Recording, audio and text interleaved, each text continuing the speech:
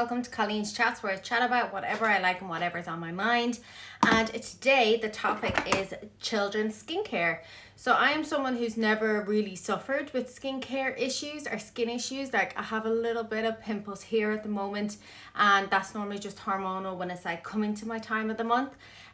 But in the past couple of years, I've really tried to like be as holistic as I can. But I'm quite a hypocrite because I wear perfume.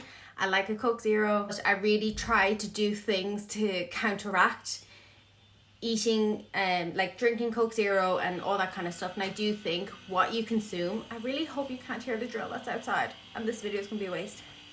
Fingers crossed. Anyway, hear that drill, but I really hope my voice is gonna cancel it out. But since I'm on like a holistic kind of TikTok or Instagram and stuff, one of the things I think I have to stop using is this thing.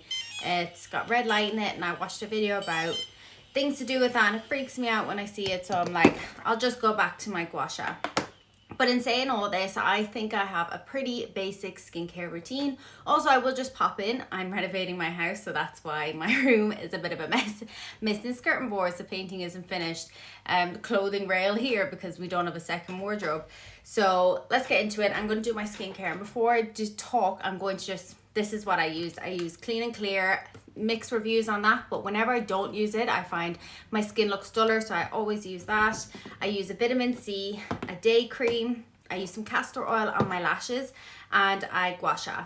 And to just use a bit of Vaseline or whatever kind of stuff I have on hand. I ended up buying a big one around the time of Halloween because I was making like little prosthetic things, so that's why I have a big tub of that, and I'm just continuing with that. First of all, I'm a super girl. I'm a girly girl. I always have, but I seen there's a celebrity, and I'll pop in some videos or whatever, but so she started doing a skincare brand, and I think it just hit me hard because I have a niece and we don't live in the same country, but I still see her like pretty regularly.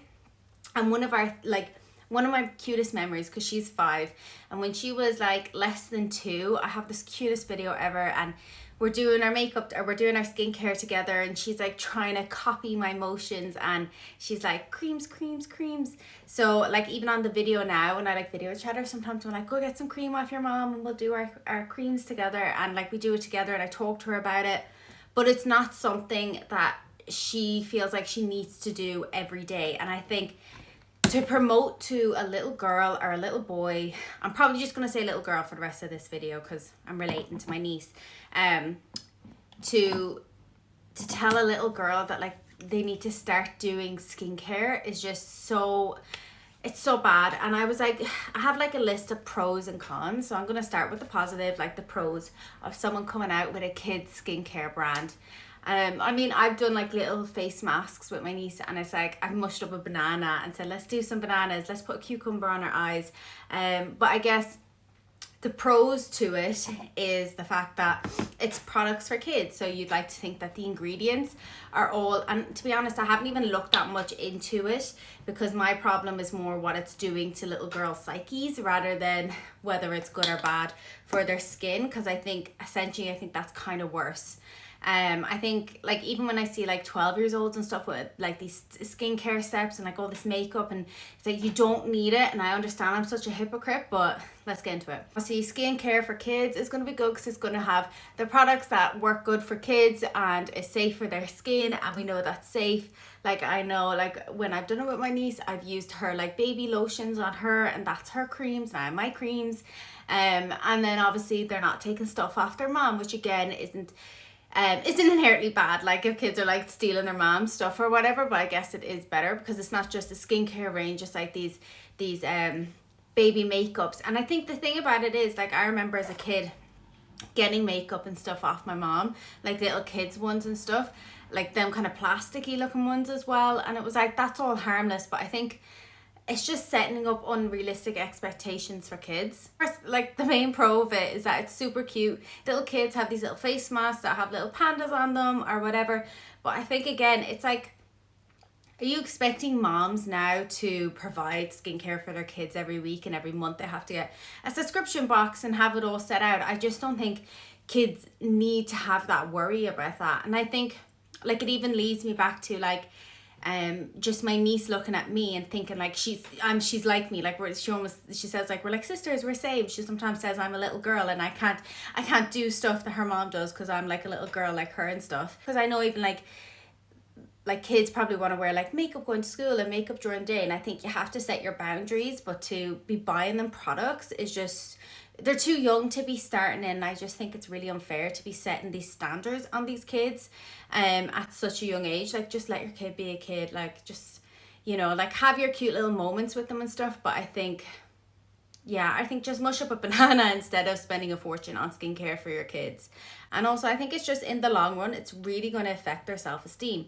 And I think in saying all this, it's like, if I had a kid, would I do it? Like, I mean, maybe I might buy the products, make them feel better, but I do really think I'm so conscious of how all this stuff my whole life has affected me, and how, like, I'm not wearing makeup right now, but I haven't left the house not wearing makeup in a very long time, and there's probably lots of people in my life that haven't seen me without makeup on, and it's not because I don't feel